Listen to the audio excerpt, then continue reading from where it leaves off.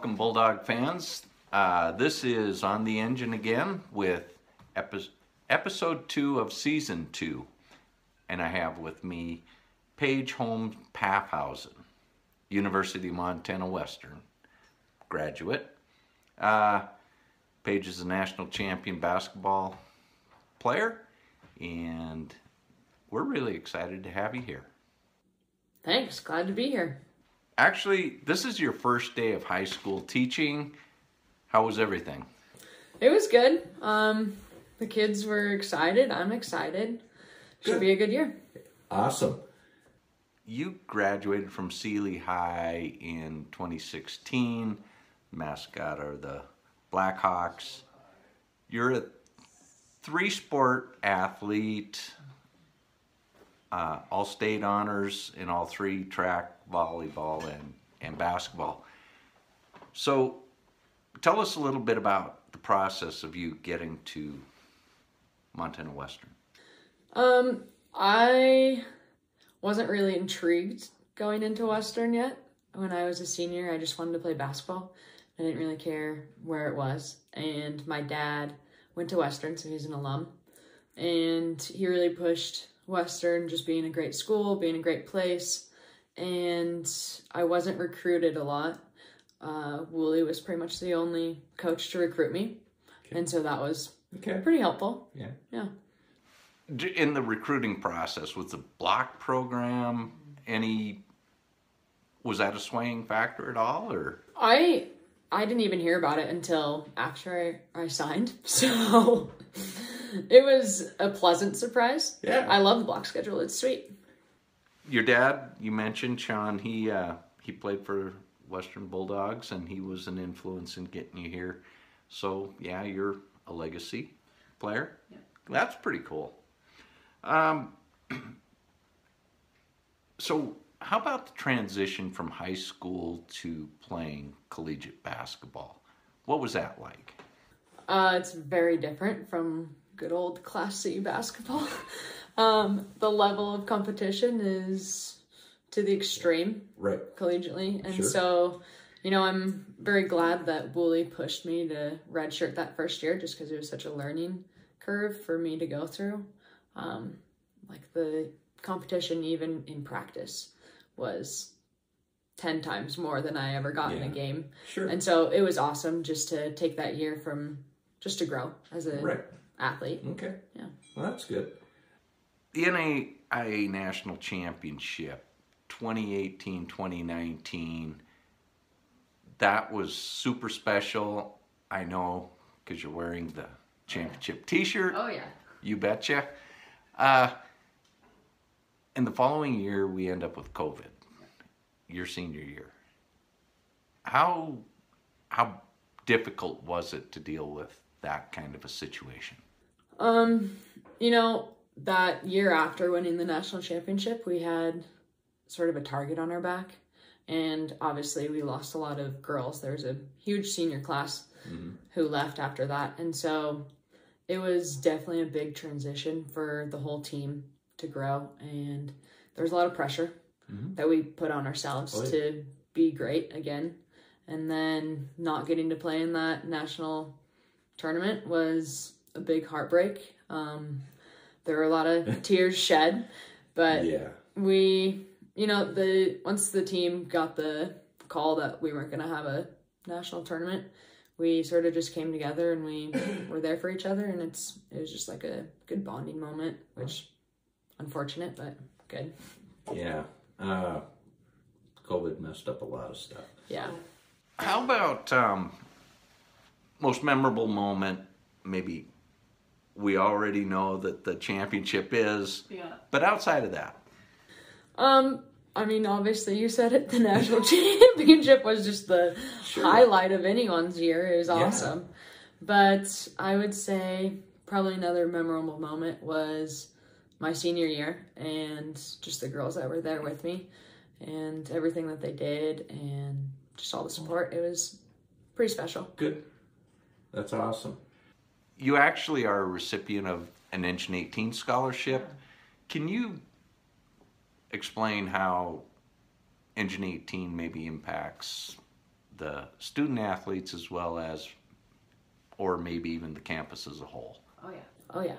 Engine 18 is awesome. I mean, the amount of support you guys give us athletes and the community, everyone involved, it's really something special, and that's something awesome that Dylan holds and can promote to anyone coming here. You can see it at any game. Everyone's wearing Engine 18 clothes. You got the fire engine. They're supporting for football, and it's just something really special that everyone can go and interact together. Well, good. And you were obviously a worthy recipient of the scholarship, and that's what we're all about, is the student athletes and supporting Western. My first question. Yep. So I've always thought college athletes, they put in an incredible amount of work, incredible amount of time. Friends would get up 10 in the morning, go to the lake, go do something fun. And college athletes always had to forego that. They made a commitment. And I guess my question to you is, do you think that helps college athletes be a little bit more prepared for the world? And how do you propose that helps down the road? Yeah, I totally think that it prepares you for a real job. I mean, being an athlete is a full-time job. You are expected to be somewhere. You have to have time management. You have to work hard, give your best effort, Be on time. Yeah, be on time. All those qualities that an employee looks for. And I'd say it's a training for real life. Okay. So it's a huge leg up for Oh, people yeah. to make that sacrifice. So being from Seeley Lake, in high school you had outstanding coaching. And while you were at Western, you had outstanding coaching.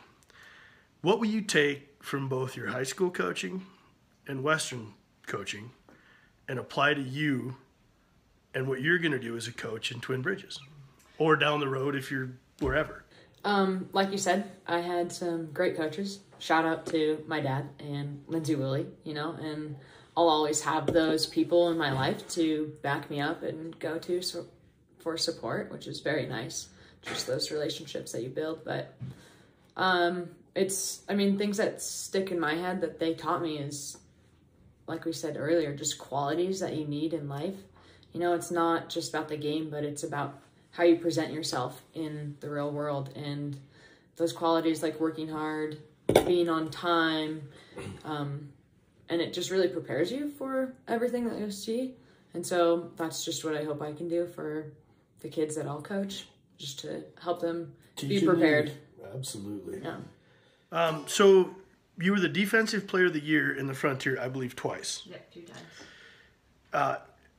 At some point in high school or at Western, did you decide to make defense your focus? Did you at one time just say, I don't care how many points I score, I don't care, I want to be the best defensive player there is?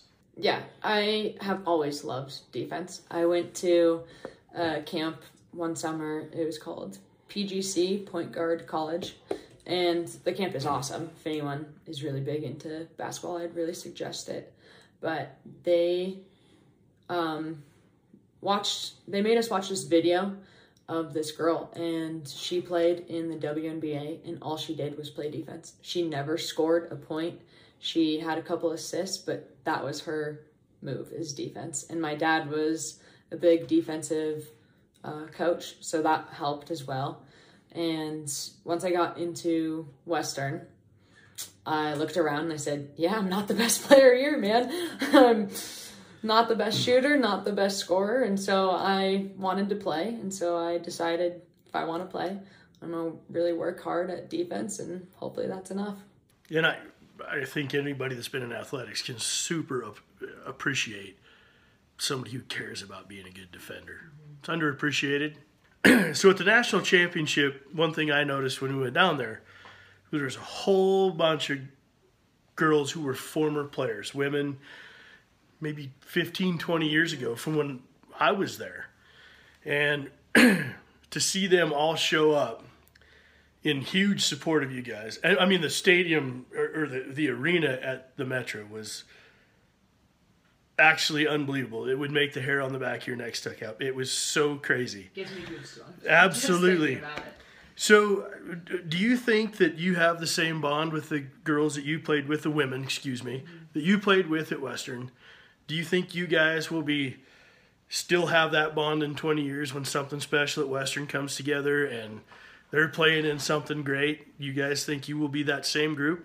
You know, I hope so. I mean, especially that national championship team, we really had some bonding moments. Not just winning the national championship, but, you know, on bus rides and team camps, things like that. And so it really helped. But all of the girls that I played with, we really just became a family, like each team. And so I don't know if that's everywhere or if it's just at Western, but I feel it's stronger at Western. yeah, We're biased, but still. Western rocks. Yeah, absolutely.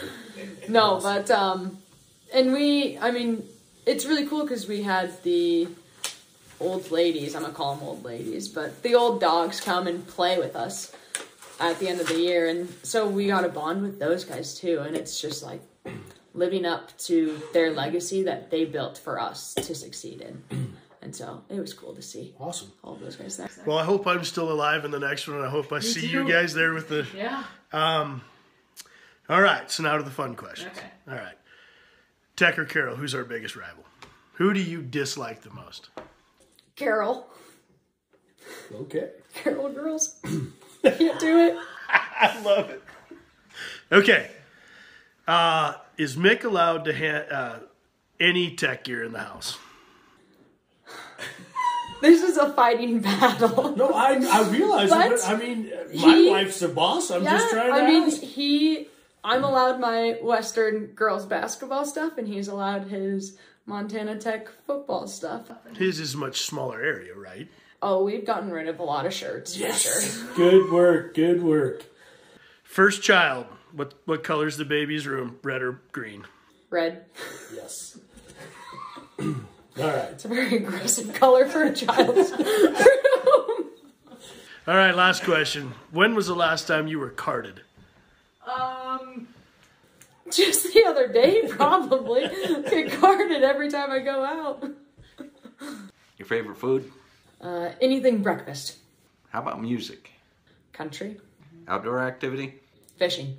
What is your go-to song for karaoke at the Mellon?